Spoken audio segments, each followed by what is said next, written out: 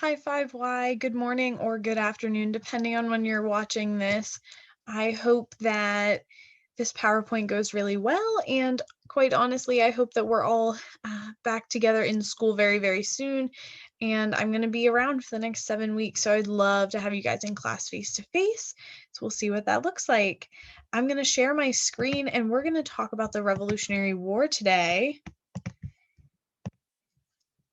right. I want you guys to start thinking to yourselves, when have you learned about the Revolutionary War? What do you know about the Revolutionary War? And what are some things you want to learn even more about the Revolutionary War? Just think to yourself about what you know. All right. So now that you've thought about that and you're activating your prior knowledge, things that you already know about it, these are things that I want you to pay attention to so you can gain more knowledge on the subject. So it's two questions, and there's only one word switch between the two, but they make very different questions. The first question is, what military conflict during the Revolutionary War impacted the history of the United States? And what military cooperation during the Revolutionary War impacted the history of the United States? So it's now the year 2021, and we're learning about the Revolutionary War. So, I guess we're thinking it's important. So, what kind of conflict led to the fact that we're still learning about it, and what kind of cooperation existed that we're still learning about it? We're going to be talking about some key people during the Revolutionary War, some that had cooperated with each other and some that had conflict with each other. So those are some good points to get you to think about these questions. First, I want to talk to you guys about the different armies that fought during the Revolutionary War. We have the Continentals and the Redcoats. The Continental Army were supported by colonial patriots, which were people that thought that the colonies should become their own independent country.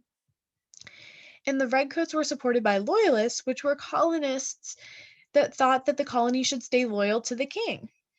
The Continentals mainly just defended homes, and a positive that was a good thing for the Continental Army is that they knew the land well because they lived there.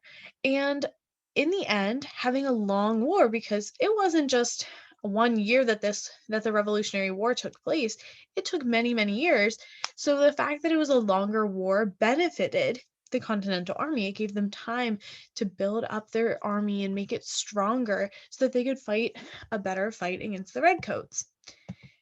The Redcoats, however, were supported by the Loyalists, which I've already said, and they were well trained. They had many supplies that the British government could give them, supplies that the Continental Army did not have. The Redcoats also had mercenaries. Mercenaries isn't a word that we use very often, so I put the definition here. And a mercenary is a professional soldier hired to serve in a foreign army. I think that really changes things, because if you're hiring professionals up against just Joe Schmoes that want to defend homes, you would think that the odds are going to be for the Redcoats. I also put pictures of these soldiers. I want you to think to yourself, what differences do you see between these soldiers then and the soldiers now?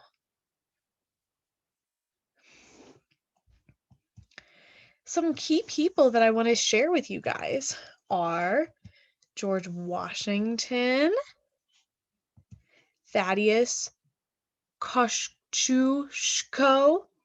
I watched a video about him and how to say his last name, and they have tons of different appropriate pronunciations. So for you guys, I'm just going to say, let's call him Thaddeus K. We also have Friedrich von Steuben and a guy named Benedict Arnold.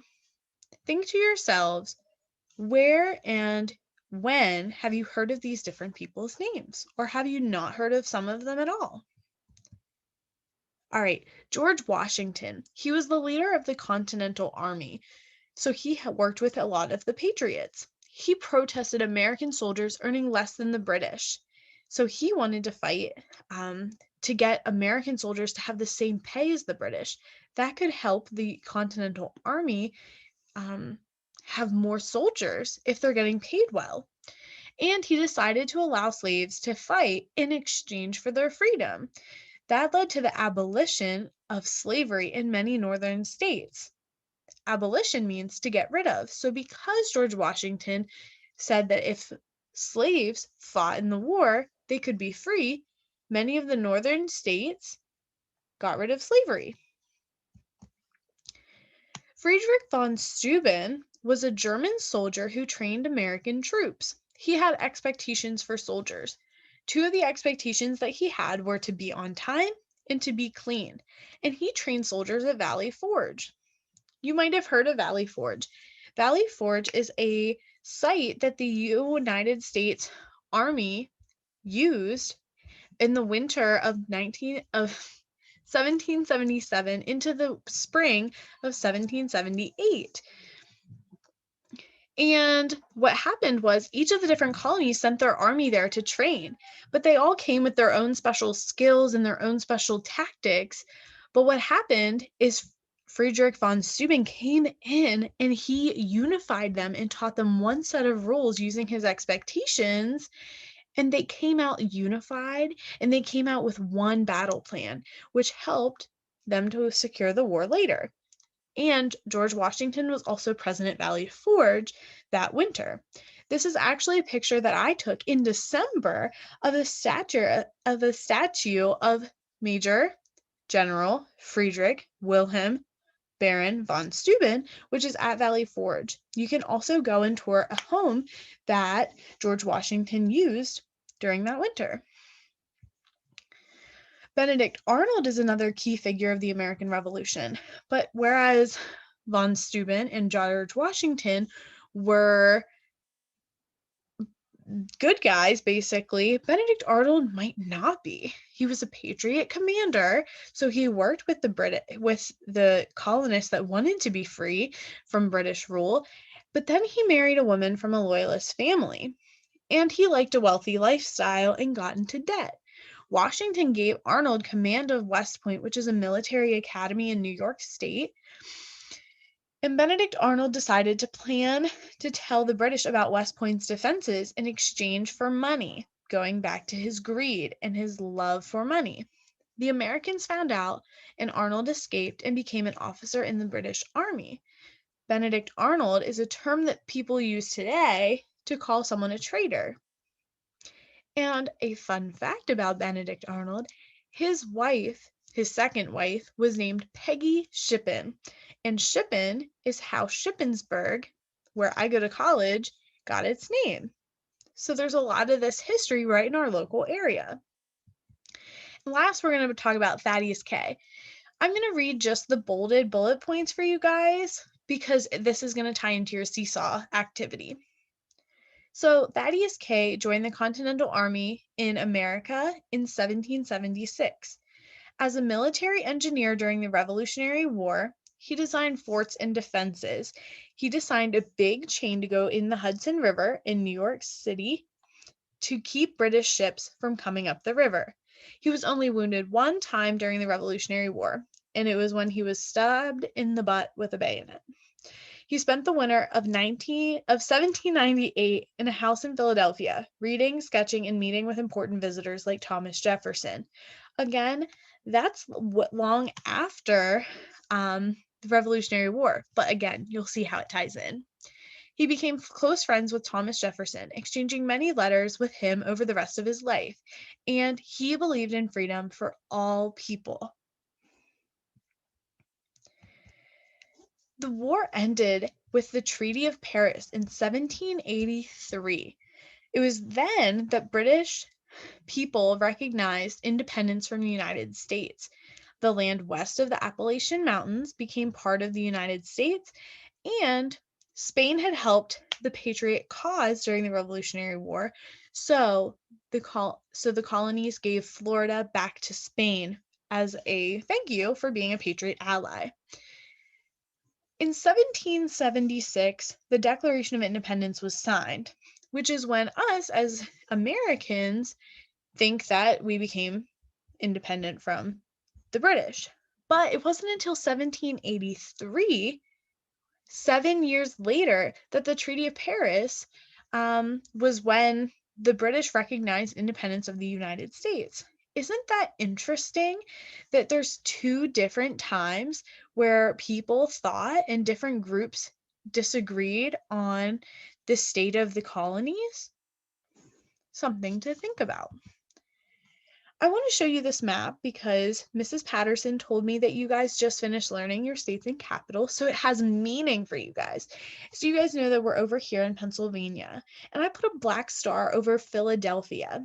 Philadelphia is where Thaddeus Cay has a National Historic Site to this day, and you can go visit it, and it's owned by the National Park Service, who is the creator of our Seesaw activity for today. So it's a challenge, and I'm going to go to the website to show you guys. So it's called a Storytelling Junior Ranger Challenge. You can see it's a national memorial in Pennsylvania. You can go. COVID make some restrictions, but you can check that out and you could even go. So this is a little letter from Ranger Renee, and it says, "Hello, Ranger in training. One of our jobs as Rangers is to tell stories that people have forgotten. Thaddeus Cay has bridges, towns, and even a mountain named after him, but most people don't know anything about him. At the Thaddeus Cay National Memorial, we help visitors learn about the Polish patriots' life and work. That means we have to take some facts and tell it like a story. Sometimes people remember stories better than they remember dates or a list of facts. Now it's your turn to be a storyteller. Help us spread the word about Thaddeus Cay. Your friend, Ranger Renee." What I'd like to tell all of you is that I have actually been in email contact with Ranger Renee. She has stickers, special Junior Ranger stickers, on its way to my house that I will bring to school for those that complete this challenge by the due date, which is tomorrow, Thursday, at 8 a.m. So if you submit this by 8 a.m. tomorrow, you will get one of the Junior Ranger stickers to say that you completed the challenge. So what you need to do is read the information about the military engineer and freedom fighter named Thaddeus Cay, which is already in the slides, and it's going to be the next slide in this, and it's also found on the website. On a piece of paper, you write down 3 parts of the story that you want to tell others. Try to memorize the 3 parts so that you can tell others the story without looking at your paper. And then remember, this is due at 8 o'clock tomorrow morning. So here is the list. You can either, when you tell your stuffed animal or your parent or your sister or your brother or your pet, you can just call him Thaddeus Cay, or you can call him Thaddeus Kosciuszko. And you can pick 3 of any of these bullet points to turn into a story about his life to tell your family, friend, or stuffed animal or pet. I'm going to hold this up here just a little bit longer. You can always pause this part and come back to it. And this is what your Seesaw template will look like that you'll submit to me and Mrs. Patterson on Seesaw. You'll write the 3 facts that you shared, 1, 2, and 3, and you're going to share the facts about, and then you're going to say that I shared the facts about Thaddeus Cay with, and then you can say my pet Tuffy, or my mom, or my stuffed animal, and that's all you need to submit to us. And if you need to go back and rewatch some of the PowerPoint video, you can. If you want to pause it on the slide that has all of the facts, you can write them all down. That's probably a really good idea. When is this due? 8 o'clock tomorrow morning. What do you get if you complete it on time? A super fun Junior Ranger sticker straight from Philadelphia from Ranger Renee. And I will drop those off, and you can get them in your classroom whenever you're next in school. All right, I'm going to stop the video. If you need any help or any questions, you can always reach out to me or Mrs. Patterson when you're working on it. All right, good luck.